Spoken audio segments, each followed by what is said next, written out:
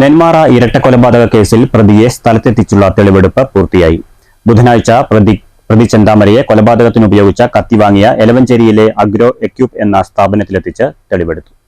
പോത്തുണ്ടി സ്വദേശികളായ സുധാകരനെയും ലക്ഷ്മിയെയും കൊലപ്പെടുത്താൻ ഉപയോഗിച്ച കത്തി വാങ്ങിയത് എലവഞ്ചേരി അഗ്രോ എക്യൂപ്പ് എന്ന സ്ഥാപനത്തിൽ നിന്നാണെന്ന് പ്രതി മൊഴി നൽകിയിരുന്നു. എന്നാൽ ചെന്താമരയ്ക്ക് കത്തി വിറ്റിട്ടില്ല എന്നായിരുന്നു സ്ഥാപന ഉടമയുടെ പ്രതികരണം.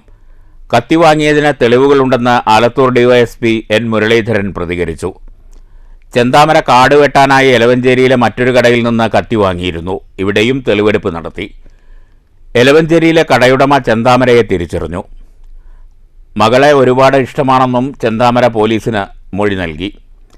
തൻ്റെ വീട് മകൾക്ക് നൽകണമെന്നും ചെന്താമര പറഞ്ഞു. ഏറെ ഇഷ്ടമുള്ള മകൾക്ക് തൻ്റെ വീട് നൽകാൻ നടപടി വേണമെന്ന് ചെന്താമര പോലീസിനോട് ആവർത്തിച്ചാവശ്യപ്പെട്ടു. ഇന്നലെ മറ്റൊരാളെ കൂടി കൊലപ്പെടുത്താൻ ലക്ഷ്യമിട്ടിരുന്നതായി ചെന്താമര പോലീസിനോട് വെളിപ്പെടുത്തിയിരുന്നു.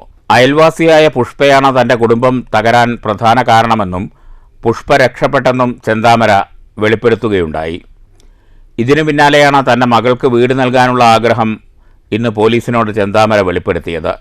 ഇന്നലെ കനത്ത സുരക്ഷയിലായിരുന്നു തെളിവെടുപ്പ് നടന്നതെങ്കിൽ ഇന്ന് 30ഓളം പോലീസുകാർ മാത്രമാണ് ഉണ്ടായിരുന്നത്.